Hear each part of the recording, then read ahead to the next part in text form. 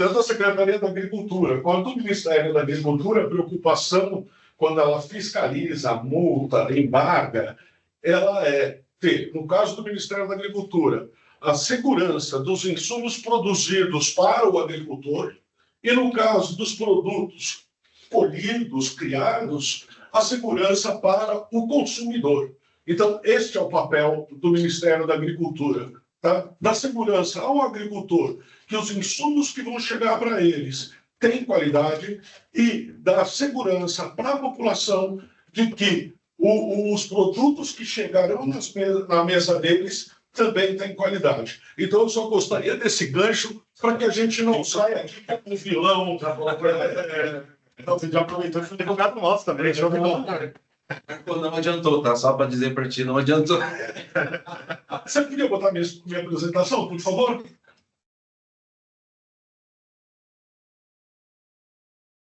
Exatamente. Eu vou estar falando aqui mais sobre a legislação que regulamenta o setor aeroagrícola.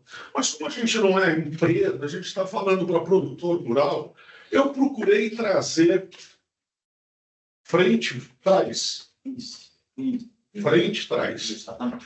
Eu procurei trazer algumas informações, mas vai ter, lógico, da legislação como um todo, mas eu procurei trazer mais informações a quem utiliza a prestação de serviço ou quem realiza, sendo produtor, a própria pulverização.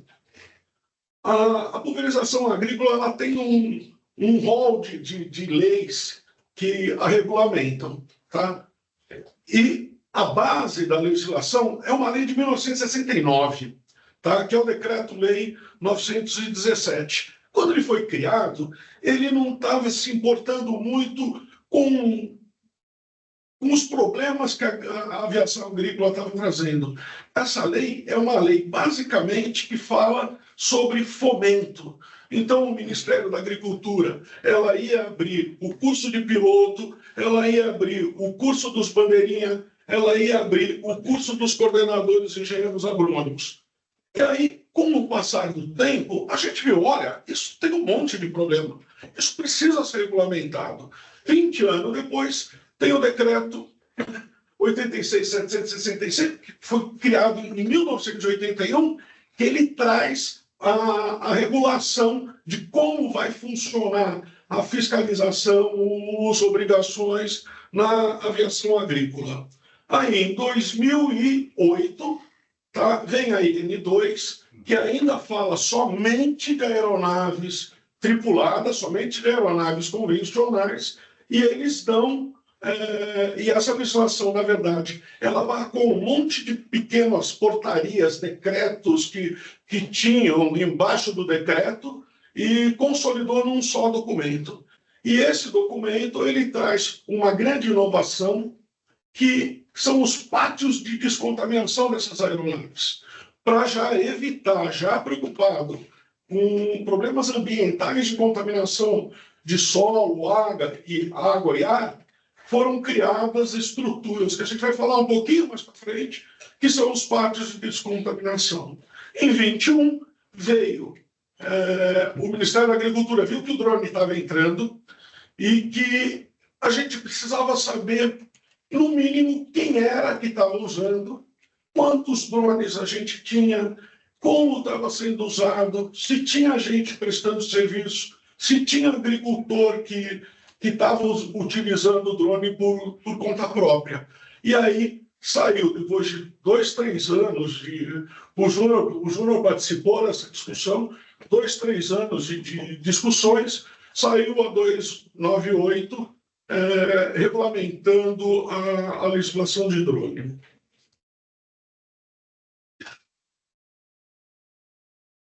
Outra coisa é que toda essa legislação ela tem interface com outras legislações. Ela saiu agora, no final de 23, a Lei 14.515, que ela regulamenta o autocontrole das empresas.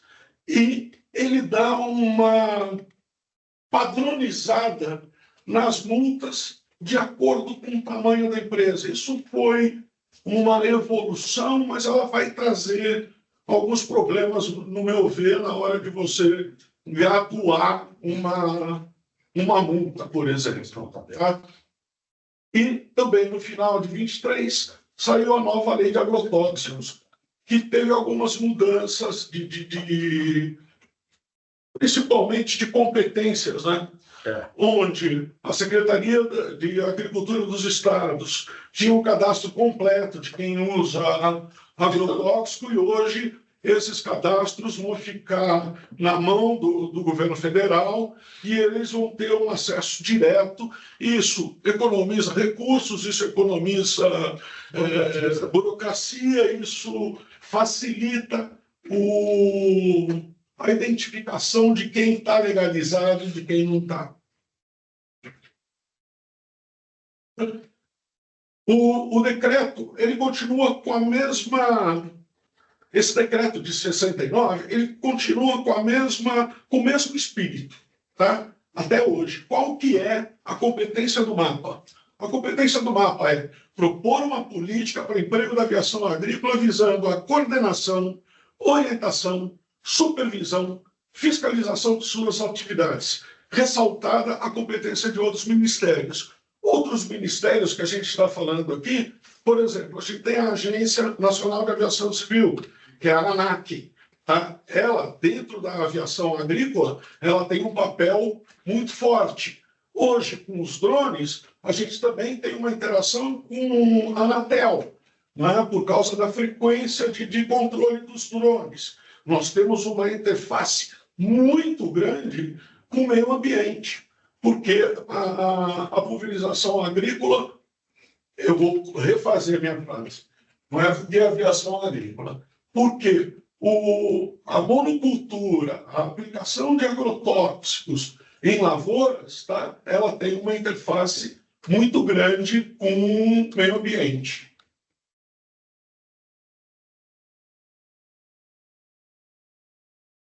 Hoje, a aviação agrícola ela tem duas vertentes, tá? Aeronaves convencionais, que são os aviões e os helicópteros, e os drones, que são equipamentos pilotados na beira da lavoura, né? Ele não vai ter o piloto, ele é um controle remoto que vai estar sendo operado. Todos vocês já devem ter visto alguma reportagem na televisão, na internet, a respeito de pulverização com drone, que é uma tecnologia que chegou para ficar, que ela faz parte desse momento de ruptura, desse momento de transformação da agricultura, onde a precisão e a eficiência elas são primordiais para que a gente consiga alcançar o sucesso da lavoura. Agora que eu vi que esse avião que a gente colocou aí, ele é um avião que está apagando fogo, ele não está fazendo... Ainda bem, né? Ainda bem. Jogar dinheiro fora. Jogar dinheiro fora. Mas hoje aqui em São Paulo, que estão botando fogo, a aviação agrícola está funcionando para apagar os incêndios criminosos. A apresentação atualizada. Super atualizada. E aí nós temos esses dois tipos de aviação que elas fazem o quê? A lei já determina, tá? Aplicação de insumos agrícolas, químicos, biológicos, semente fertilizante, combate a incêndio, povoamento de águas. Tá? São esses as atividades que a aviação agrícola faz. Você tem o decreto e a portaria. O decreto ele trata hoje somente da aviação convencional, que são os helicópteros e os aviões pilotados. Tá? Esse decreto ele determina que tem que ter o registro no MAPA, tá? Tem que ter autorização de funcionamento da ANAC. Então, quando a empresa prestadora de serviço vai fazer um registro no MAPA, ele tem que apresentar um documento da ANAC, mostrando que essa empresa está regulamentada para operar com aviões agrícolas no território nacional. Ele precisa possuir um engenheiro agrônomo, especificamente um engenheiro agrônomo, depois eu vou comentar com vocês por que especificamente, tá? ou por que eu botei esse item aí, tá? Que vai funcionar como RT, que é quem coordena as atividades, quem verifica a correção da aplicação, que é quem verifica a correção do preenchimento dos documentos de controle. Tá? Tem que ter um técnico executor. Essa figura, ela sempre foi uma figura, sempre não. Essa figura, depois que apareceu o DGPS, ele sempre foi uma figura polêmica. Por quê? A criação do técnico executor era numa época que o avião voava só visualmente. Então, a gente tinha duas pessoas correndo na lavoura, segurando uma bandeirinha, e o avião mirava no cara e passava arrancando o chapéu dele. Né? E aí ele dava a volta, mirava no cara que estava do outro lado da lavoura e tirava o chapéu do cara do outro lado da lavoura. Isso acabou, não existe mais essa figura na aviação agrícola. De fábrica de chapéu quebrou. Não existe mais essa pessoa na aviação agrícola. E o técnico executor assumiu outras responsabilidades dentro das operações que são realizadas com aviões convencionais. Tá? Tem que ter uma aeronave aprovada pela ANAC, tá? Dentro de padrões técnicos, então não dá para pegar um ultraleve e sair fazendo pulverização. Não dá para pegar uma asa ou um paraglider com motor e sair fazendo pulverização. Então, a gente precisa que as aeronaves que forem realizar esses serviços, eles tenham as características necessárias de uma aeronave agrícola, que é visibilidade, potência de motor, velocidade de stall baixa, para que ele possa fazer as manobras em baixas altitudes. Então, você tem algumas características que quem aprova é a ANAC. Tá? E, como eu te falei, na Instrução Normativa número 2 de 81, surgiu a necessidade, a obrigação de ter um pátio de descontaminação para essa aeronave. O que é esse pátio de descontaminação? É onde você lava a aeronave, onde você limpa o tanque da aeronave, que chama hopper, que é onde você limpa o hopper de resíduo de produto, você vai fez uma pulverização lá com herbicida, você vai fazer uma pulverização com fungicida, você tem que higienizar. Para onde vai essa água? Tá? Ela tem que ser jogada no pátio de descontaminação, que, como diz o nome, possui um sistema que diminui a carga, a carga tóxica. Tá? Ele diminui a carga tóxica dessa cauda que você está jogando. Ele fica inerte? Não, não fica. O objetivo dele é diminuir a carga tóxica. Nós vamos estar falando de novo do pátio de contaminação mais à frente. Aí, em 21, foi aprovada, finalmente, depois de muita discussão com a sociedade civil, com os fabricantes de drones, com o sindicato de drone, com as empresas, com as instituições de ensino que capacitavam os coordenadores e os executores, com o MAPA, com a Secretaria da Agricultura, com a Secretaria de Meio Ambiente, com o Ministério Público. A gente teve uma discussão ampla para chegar nessa legislação. Tá?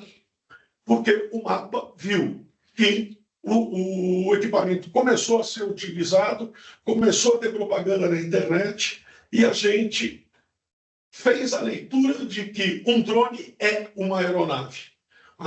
O IBAMA não, a ANAC, ela já determinava essa leitura. Sendo uma aeronave, ela é aviação agrícola se ela estiver jogando em solo. Tá?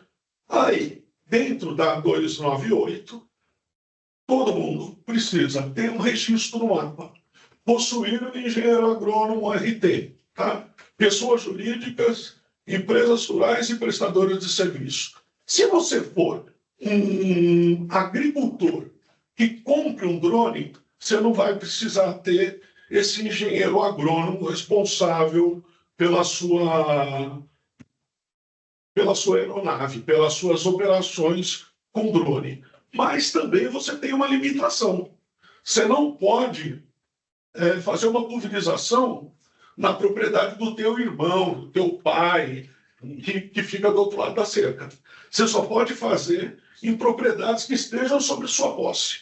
Que você tenha escritura, que você tenha um contrato de parceria, que você tenha um arrendamento, que você faça parte daquela lavoura. Senão, você não pode sair para trás, porque daí isso caracterizaria que você é um prestador de serviço, que obrigatoriamente, além do registro no mapa, você teria que ter um responsável técnico, um engenheiro agrônomo. Tá? Foi criado com drone. Foi criado com drone o profissional com CAR. Que é isso?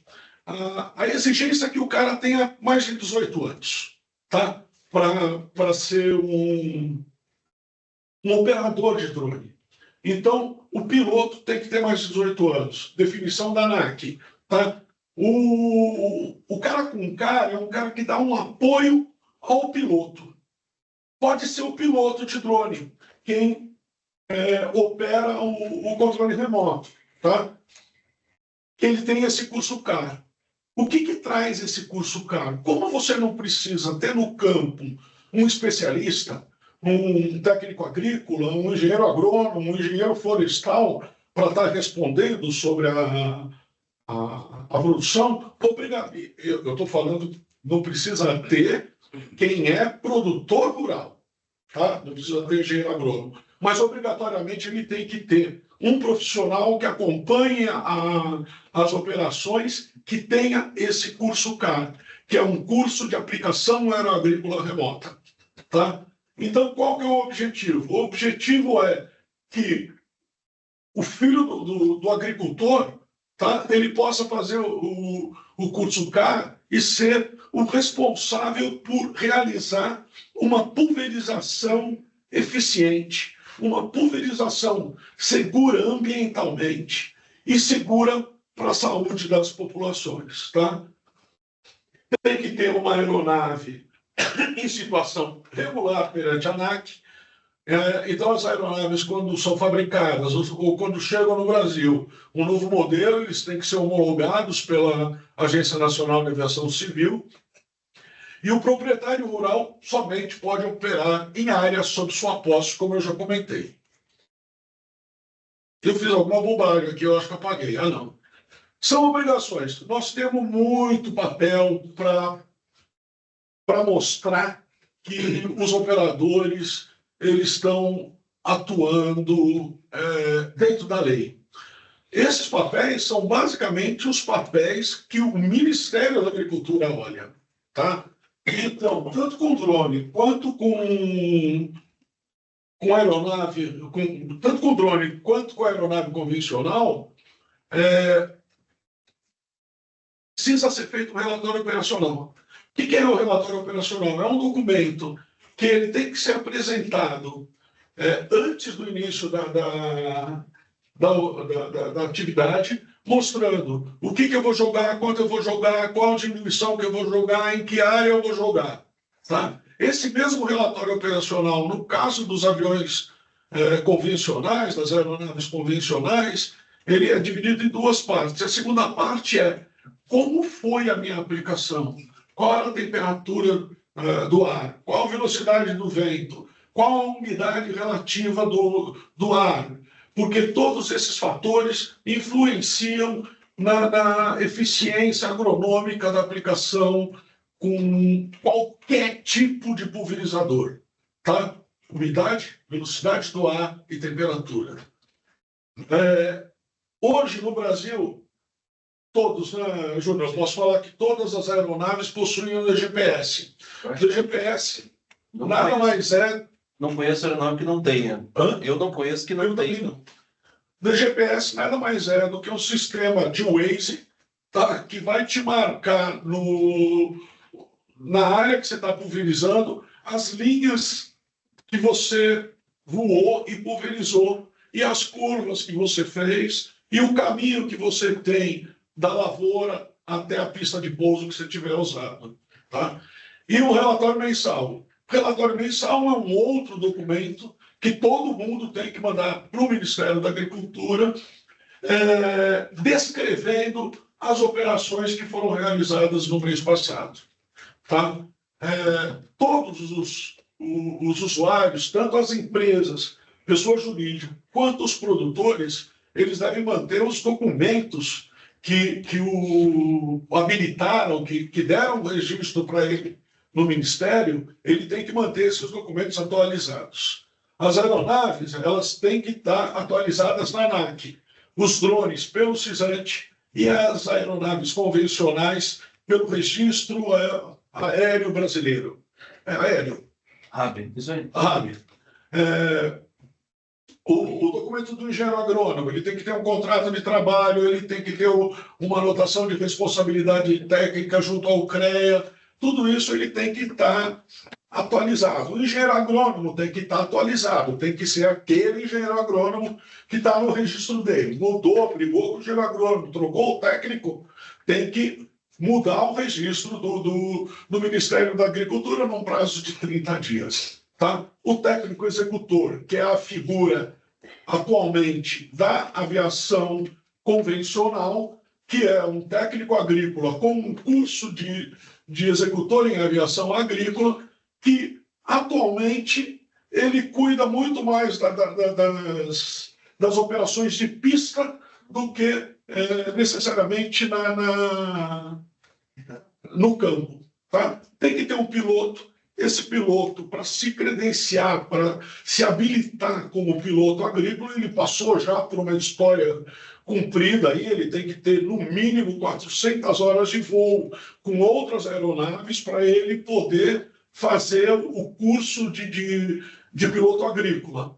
Né? Então, nesse curso de piloto agrícola, ele vai ter informações sobre pulverização e sobre o manejo da aeronave propriamente dita para realizar as operações. E o profissional com CAR, que é esse profissional que eu estava falando, que surgiu para operar com drones, que é um cara que ele vai ter um curso que vai falar de legislação, que vai falar de tecnologia de aplicação, que vai falar de equipamentos de aplicação, e que vai formar esse profissional que necessariamente não tenha uma formação formal com assuntos agropecuários. A gente, no Ministério da Agricultura, homologa os cursos de CAR.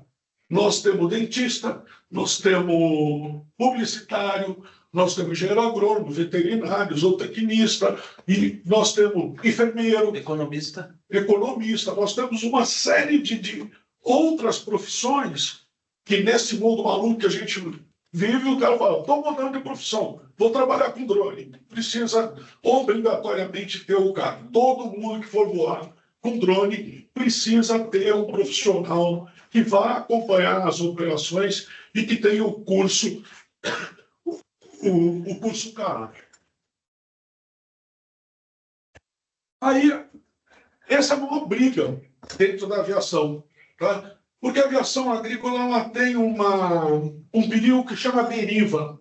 Deriva é aquela pluma, quando você faz a pulverização, aquela pluma de veneno, aquela névoa de veneno que é levada pelo vento. Então, a tecnologia de aplicação, quando a gente está falando de tecnologia de aplicação, ela leva em condição aquelas 3 condições climáticas e as características do produto. Então, você vai ter produtos que são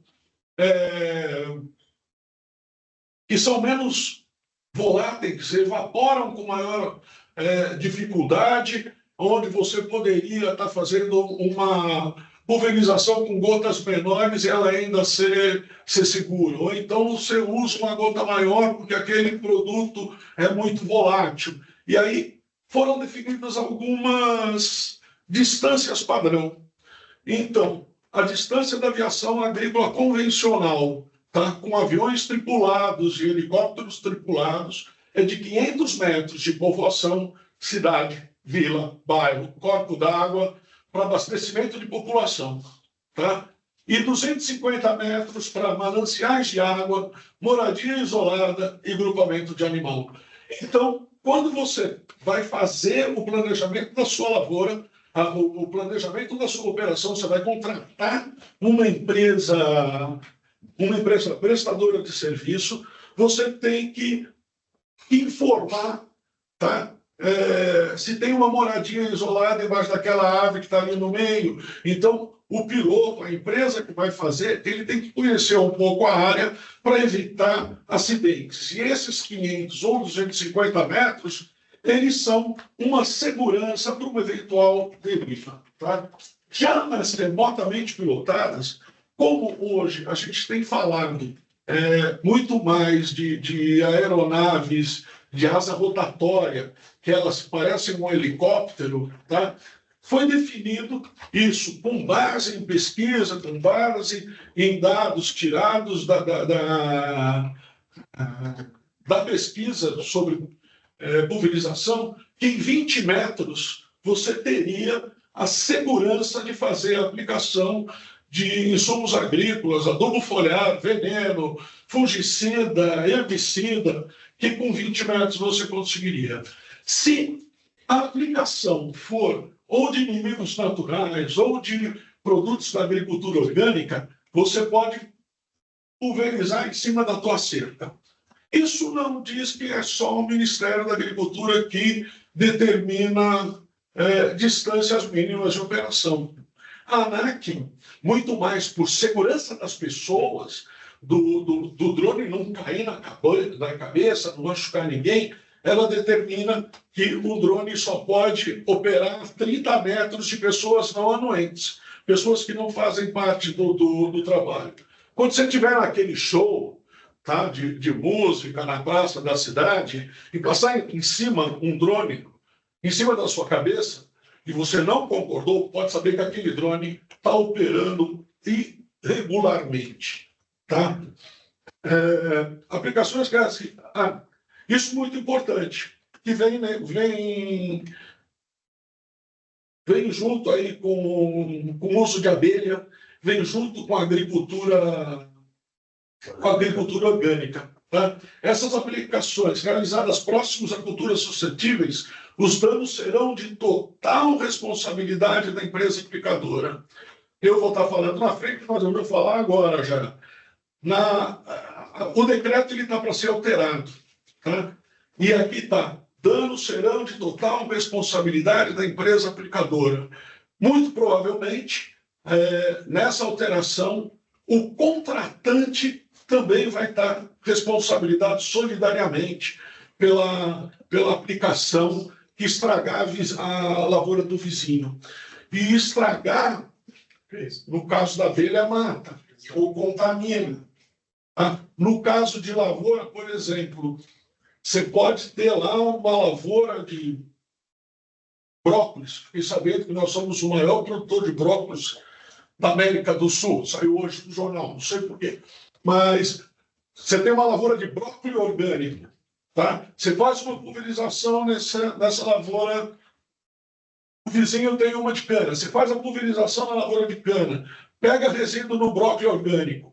O brócolis não morreu. Está lá. Está dentro dos níveis de resíduo do agrotóxico, mas ele perdeu a característica orgânica. Então, o dono da lavoura de brócolis pode exigir uma reparação de quem fez a pulverização mal feita. Marco Aurélio, acelerar um pouquinho só, porque tem mais 3 minutos. Tá. A gente tem uma revisão normativa aí que está trazendo. Ela continua. A grande mudança é que ela inclui, numa só lei, aeronaves tripuladas e remotamente tripuladas. Tá? O corpo técnico envolvido passa a ser, tanto na convencional quanto na convencional quanto com drone, o aplicador vai ter que ter um corpo que é formado pelo aplicador agrícola, assistente de pista, coordenador de aviação e piloto com o curso de CAVAG. Isso que eu estava falando. O contratante responde isolada ou solidariamente. Ele tem que contratar operadoras registradas, fornecer informação relativa à área sensível no entorno da área de operação, apicultura, orgânico, corpo d'água. Tá? Ele tem que avisar para quem for fazer a pulverização. Fornecer previamente à operação aeroagrícola o respectivo receituário agronômico e manter arquivada a documentação. Tá? Outra novidade do decreto é que ele vai estar falando sobre uma nova maneira de cobrar multa. Tá? A fiscalização estadual, eu vou deixar o Fábio falar, mas é ela que é responsável pelo uso do agrotóxico. E nessa nova lei ele deixa mais quadradinho aonde o Estado vai agir, aonde o Ministério da Agricultura vai agir. Obrigado. Marco. Deixa eu só roubar seu espaço aqui, que fica mais fácil.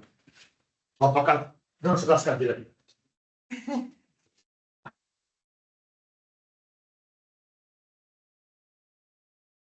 Primeiramente, antes de começar, a nossa apresentação vai ser bem rápida aí, viu, Luiz? Para a gente dar andamento do colega, para também poder falar aí, mas de antemão já, né? Agradecer em nome do nosso coordenador, o doutor Luiz Henrique Bostialo, do Alexandre Palocci também, que é nosso diretor do departamento, e da Camila Ribeiro, diretora do Cifix, que nos passou até o contato da Cris. Agradecer então ao doutor Tirso, o doutor Biral, o doutor Fontes, e a Cris que fez toda essa parte logística, viu? Já merece um aumento de salário aí, tá? Então, agradecer a todos vocês aí, né? A FAESP, o Senai e todos os sindicatos que estão nos ouvindo aí, conversando com a gente. A gente vai falar de uma maneira bastante rápida, até em contraponto um pouquinho, e mostrar um pouquinho, pessoal, que o que a gente tem achado nas fiscalizações estaduais aqui no São Paulo, né? Pouco que o Júnior já falou, né? O SINDAG, o próprio pessoal aqui, né? O colega que falou o Carlos Ponto da Abelha, a gente tem visto muito se malhar o pau, meter o pau na aviação, né? Como única e exclusivo metodologia ou tecnologia de aplicação. Se quiser pôr minha apresentação, aquela que tem a bandeirinha. Uma única e exclusivo vilão da história, mas vamos lembrar que grande parte ainda do território nacional ele é aplicado via terrestre.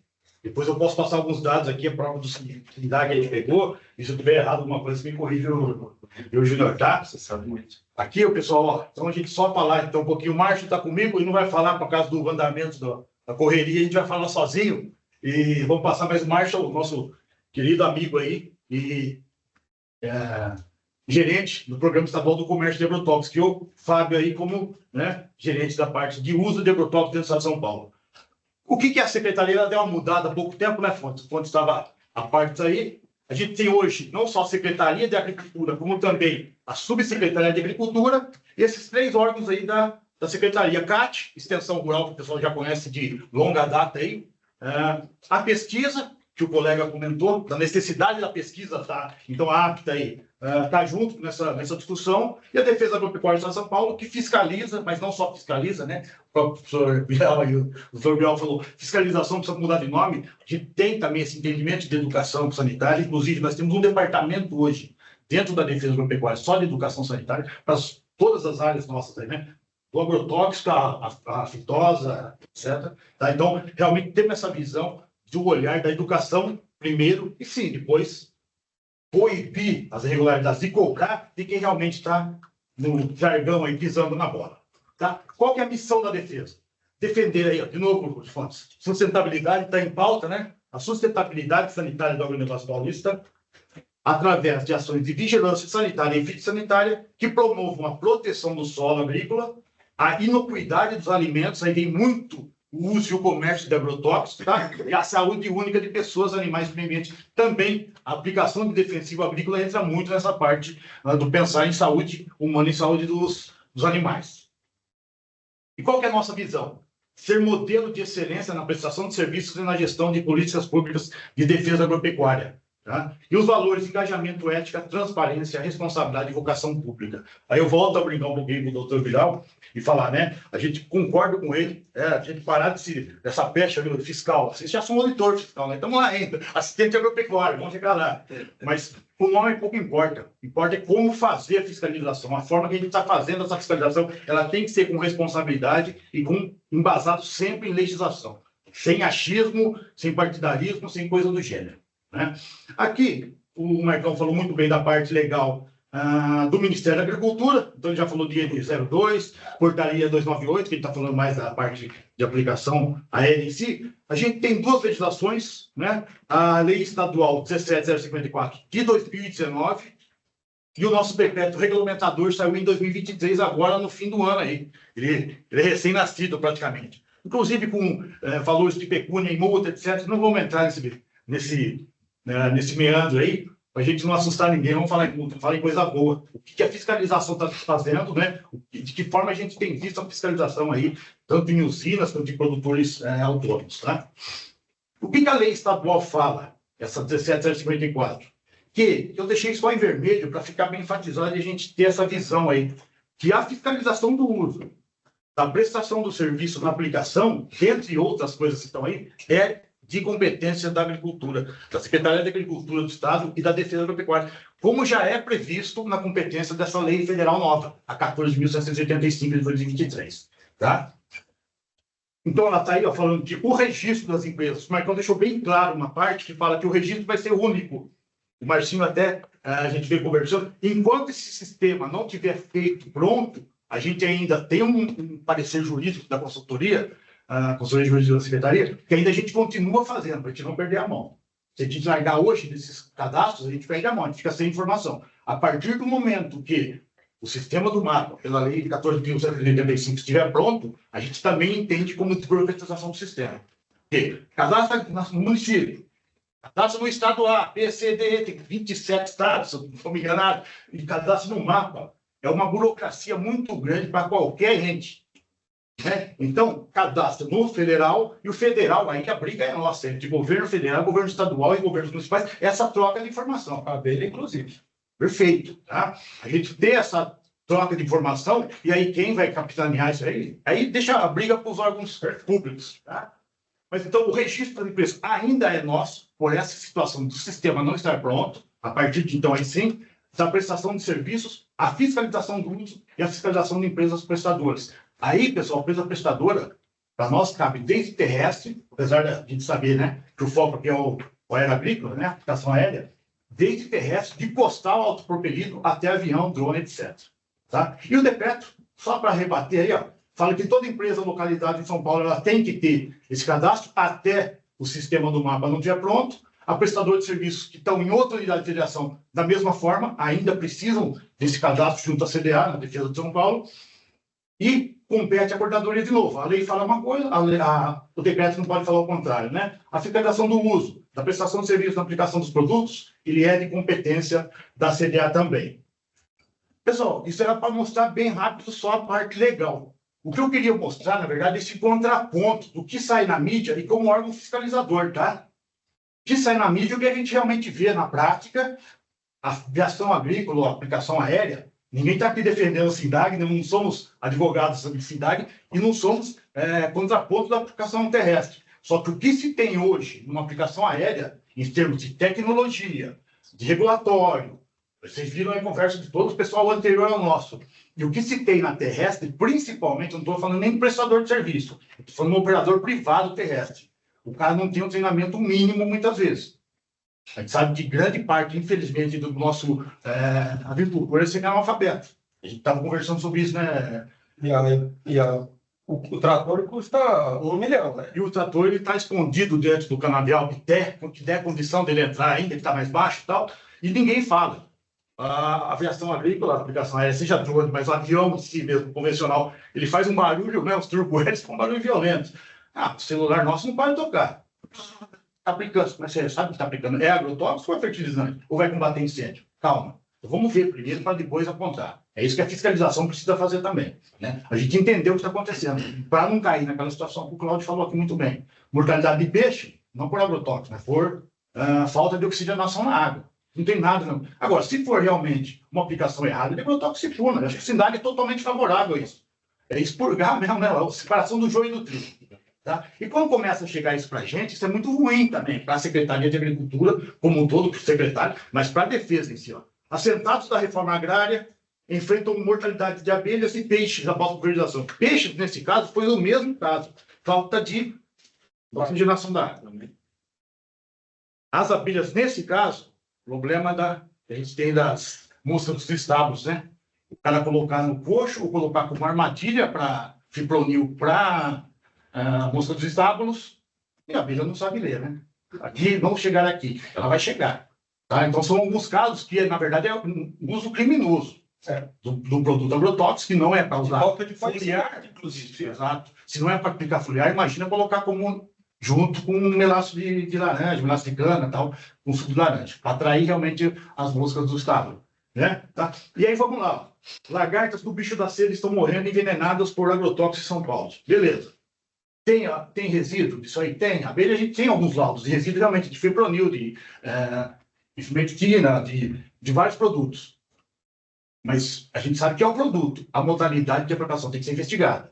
É uma coisa. E para fazer, a gente tem que fazer a fiscalização no entorno. Eu não posso chegar no cara lá e falar, quem que aplicou na usina? É tal prestador. Ele aplicou, aí eu vou ter que ver o GPS dele. Chegou próximo. Não. Não tem como ser esse cara. Ele aplicou a 5 quilômetros dessa abelha. Não tem como ser esse cara. Esse é o problema. Mas no terrestre, quem que aplicou com o terrestre? Vai saber lá. Então a gente tem que começar a repensar isso aí com o FAESP, com a Secretaria de Agricultura, com colegas aí, não vou falar endurecer, mas de realmente regulamentar mais a aplicação terrestre também. Porque chega muita denúncia de aplicação aérea, não chega nada de terrestre. E terrestre, a gente sabe que alguns casos específicos, quando chega, o cara está aplicando, e a gente está sendo contra o terrestre. Então, está querendo que regulamente também. Né? Que hoje, a 10833, o decreto 10833, prevê o treinamento até 2026, aí a FAESP vai estar junto, o Senar, de fazer o aplicador legal. Que bom, que ótimo que venha, para capacitar essa galera. Porque o pessoal da área agrícola, seja drone, seja tripulado, já obrigatoriamente tem. Seja o operador privado, o Marcão falou, o cara que tem o seu próprio drone, ele tem que ter CAR. Ele não precisa ter um engenheiro agrônomo. Na defesa, ele não precisa nem ter cadastro. Mas ele tem que ter um piloto. O cara não vai dar mão num avião de 10 milhões, na mão no piloto que não tenha. Jogar fora o produto. Jogar fora o produto, muitas vezes, é um avião. De 10 milhões de reais. E até mesmo nessa aplicação que não precisa do engenheiro agrônomo, a gente coloca que é importantíssimo, que ele vem com a receita agronômica que tem um responsável técnico antes. Então, a gente tem que valorizar esse papel da atividade do responsável técnico. E o treinamento. E o treinamento do responsável é então, e a gente é totalmente favorável a esse DPF 10833, que ele vem mais para o produto em si, mas a gente está vendo que no treinamento, nesse programa que chama Aplicador Legal, muito bem visto, para tratar essa ferida que nós temos na aplicação terrestre. E hoje muita gente, o cara não sabe mal escrever e ler, ele está fazendo aplicação de produto agroquímico. Tá? Aí já foi falado, mas a gente só vai falar o que a gente faz da fiscalização. A gente faz de aviões e helicópteros, então, de aeronaves tripuladas e de remotamente pilotadas também de drones, né? E aí, pessoal, esse trem aqui a gente faz, ó, desde costal autopropelido, agora esses novos autônomos aí, tratamentos de grãos, né? Então o cara faz tratamento de grão lá, ele está usando tratamentos de semente, ele está aplicando produtos para tratamento de semente. Esse para tratamento de grãos extremamente tóxico, a gente sabe de produtos que eles estão usando, né? Extremamente volátil, perigoso. Tratamento de alimentos, farinhas, amendoim, etc. E pós-colheita de frutas. Então, não fica só na aplicação direta do agrotóxico no campo. Fazemos também das empresas, né? E aí, um dado bastante bacana que eu peguei lá com o colega Vicente, lá de Botucatu, ele apresentou isso aqui no simpósio lá da agroefetiva. Eu falei, eu vou roubar de você, vou roubar com uma incita fonte. Sempre. Porque ladrão não é ladrão do bem. Aqui, ó, olha o número de pulverizadores terrestres que a gente tem no Brasil. 235.316. 235, não ser tão xarope assim, né? São Paulo, quase 37 mil pulverizadores terrestres. Grandes. Não costal. Não, tirando costal. Bom. Tratorizado. Montado, de arrasto e autopropelido. Tá? A gente vai ver aqui, ó. Esse também, o roubo do próprio Roberto Vicente, da apresentação dele também. Aqui, aí o SINDAG pode até dar uma ajuda para a gente, mas ó, fala que 67% do território nacional agrícola é pulverizado com autopropelido. 22%, que é o que está verdinho ou escuro ali, com desatorizado comum, seja de arrasto ou seja montado. 8% é aéreo.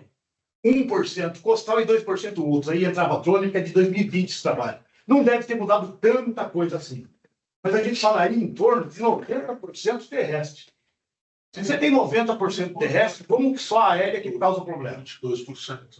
Então, se a gente tem aí 90% terrestre, como só a aérea está causando? Eu não estou defendendo a aérea, estou falando por que a gente não está investigando também o terrestre de uma maneira mais forte. Sabe? Isso, inclusive, como fiscalização. A gente tem que ter um olhar também de fiscalização para a aplicação terrestre, que é um grande número em área no Brasil ainda, né? Brasil. Aí, em relação ao número de drone, né? Só falando que teve um salto, o próprio Cláudio já falou, de 2022 para 2023, pulou de 600 para 3 mil e pouco. Por quê? Por causa da redução da ANAC de 710, que ela liberou aquele tamanho, classe e tal. O cara podia importar, mas não podia usar. Então, eu posso comprar uma Ferrari, só que eu não posso rodar com ela na pista. Então, se teve esse entendimento, a ANAC teve esse entendimento bom aí, para realmente fazer uma aplicação mais top.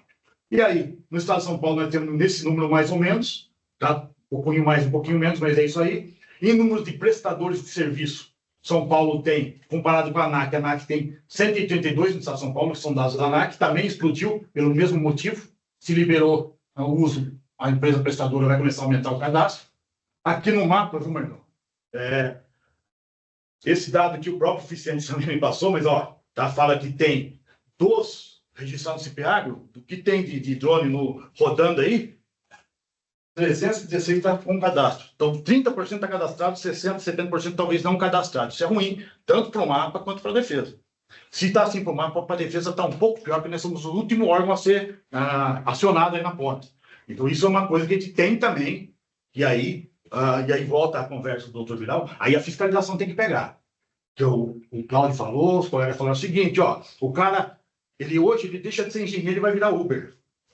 E esse cara deixa de ser qualquer coisa e vai pilotar um drone, porque o pai tem uma grana, investiu, comprou um drone de 200 pau, de 150 pau, 2 drones e embarcou a empresa. Ele não sabe o que ele está fazendo.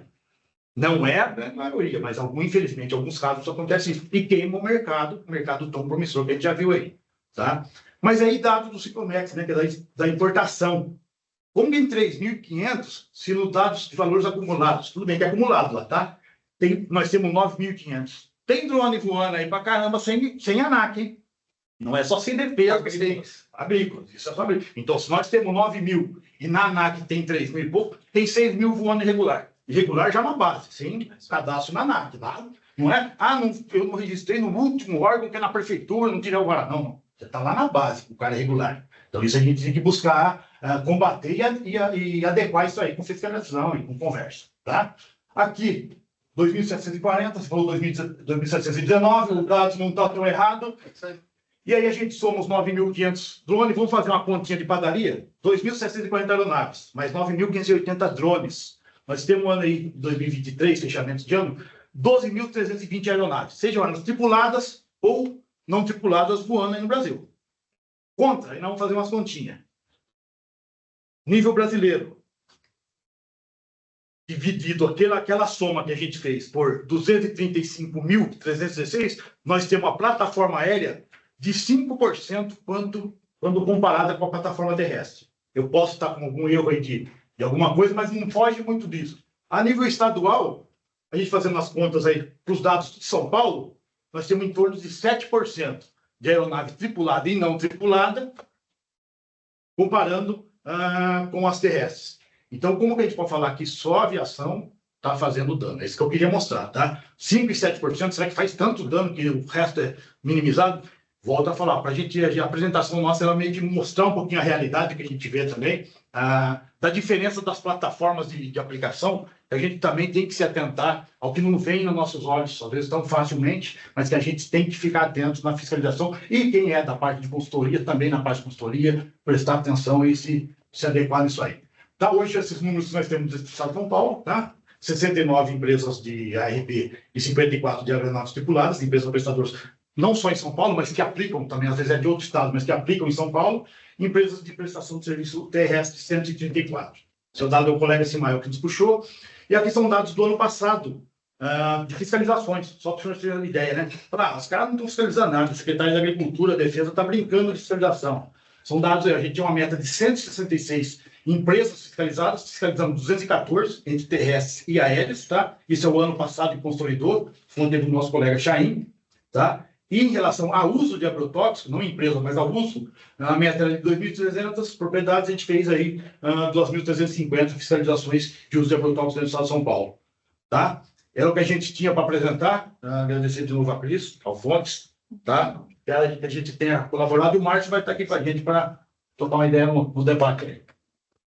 Márcio, quer fazer algum comentário mesmo? Comentário que eu Complementar. Você concorda com tudo?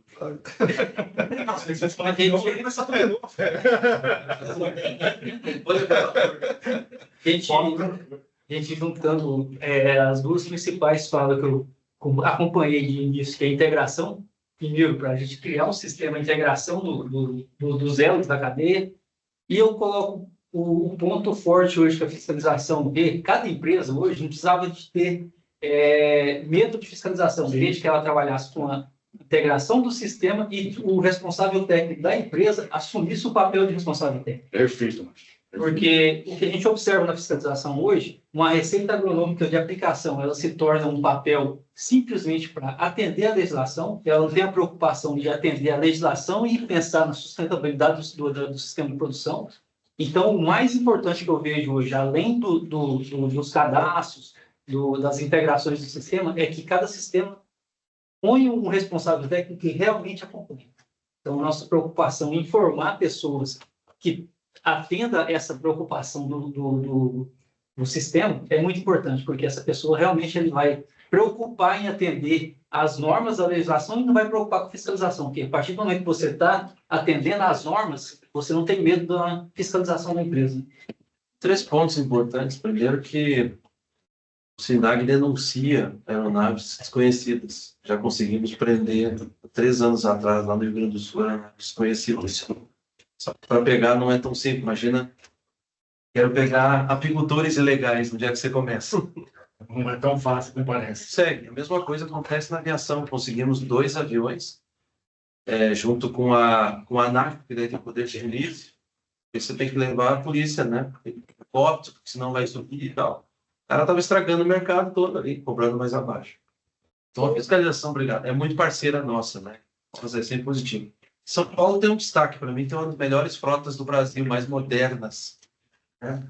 E sempre tivemos muita relação positiva com a fiscalização de São Paulo. Os estados, eles estão nos chamando para capacitação. Os outros estados, a gente está tão conectado com os fiscais hoje, que a gente capacita 60, 70, 80, às vezes a gente não ajuda a fazer. Ajuda a capacitar, porque é muito fiscal. No Brasil, não faz ideia com o avião aqui.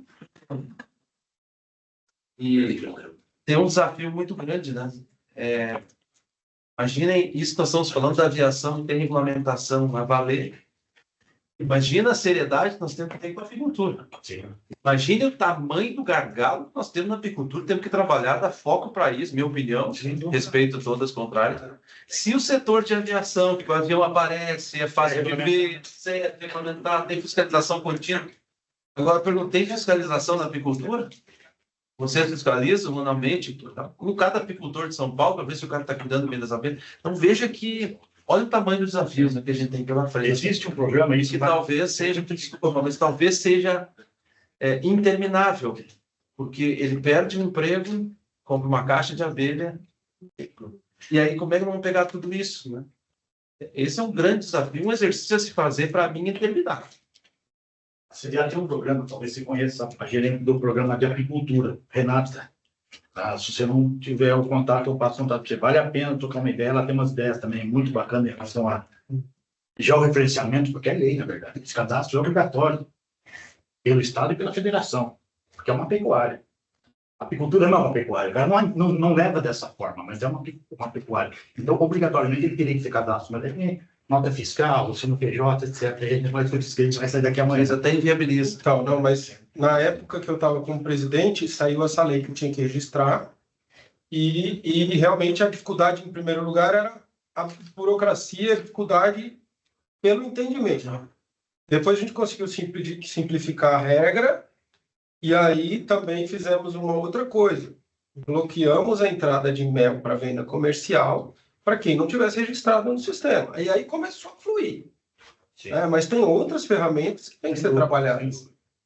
Então tem maneiras. Nossa, na linha, só para fechar aqui esse painel, eu acho que tem uma frente, que o colega tocou muito no passado, e que talvez a gente possa depois fazer até um próximo debate, que é a convivência da pulverização, do uso de agrotóxicos em geral, com as áreas protegidas. Eu acho que esse é uma questão que fica sempre, que é muito recorrente, as APAs, zonas de amortecimento de unidades de conservação, porque as normas, elas tocam, elas foram feitas lá atrás, tocam, o Estado de São Paulo já tem alguma experiência em alguns planos de manejo em que ele está trazendo, tentando fixar distâncias, tentando trazer a possibilidade de novas tecnologias, e com isso as distâncias seriam menores, né? Acho que teve 2 planos de manejo que a gente conseguiu construir uma redação normativa olhando, mas é ainda uma coisa aberta, e talvez a gente pensar no debate incluindo o pessoal ambiental, né? Eu acho que essa é uma questão. Ficou muito claro. Para nós da aviação aqui, muito claro. Primeiro, não tem distância de aplicação. Mas para a pasta ambiental, muitas vezes, na elaboração das normas dessas áreas protegidas, a tendência é vamos proibir. Aqui é uma área especial, vamos proibir. E talvez esse conhecimento e essa troca entre defesa, quem aplica, incluindo quem cuida dessas áreas, talvez a gente consiga buscar caminhos mais para, entendeu? A Cris, aí por um período aí, principalmente depois de 2015 para cá, a Cris pela Fiesp, o Coronel Gilmar pela FAESP, e eu estava lá no CONSEMA pela Secretaria da Agricultura.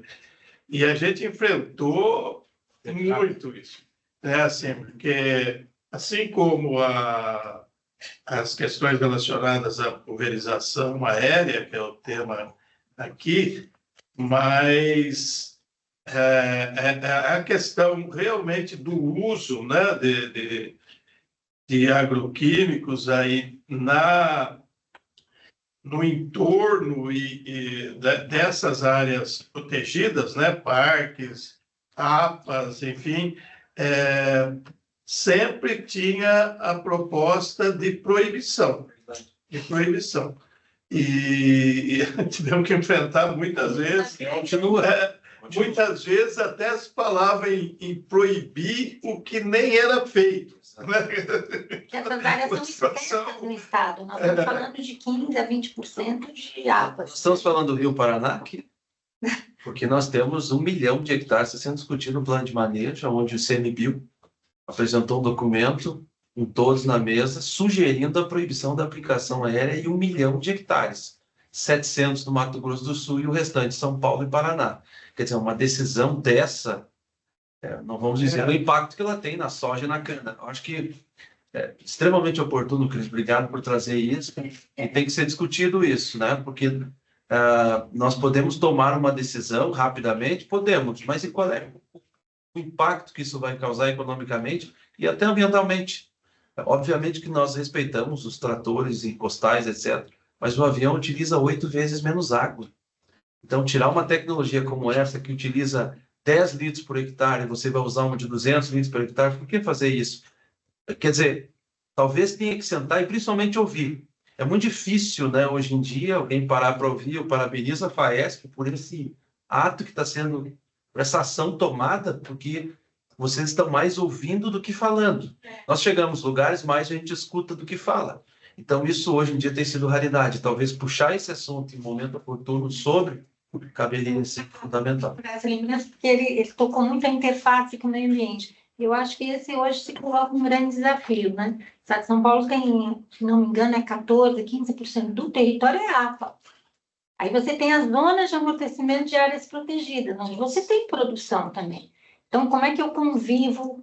São duas políticas importantes, o agro e a conservação. Como é que a gente vai? É só para fazer esse Um parênteses. dos exemplos é da COF, que ela tem ali um raio de proteção das abelhas e trabalha-se isso. Agora, precisa ver se o pessoal do meio ambiente vai entender. Eu tenho um cliente que ele trabalha do lado do Parque das Emas e aí tem um X metros que ele não pode pôr nada. Então, o que ele fez? Produção de soja orgânica. Então, precisa conversar. E talvez antes disso, Carlos, aproveitando, a gente precisa saber se aconteceu um problema.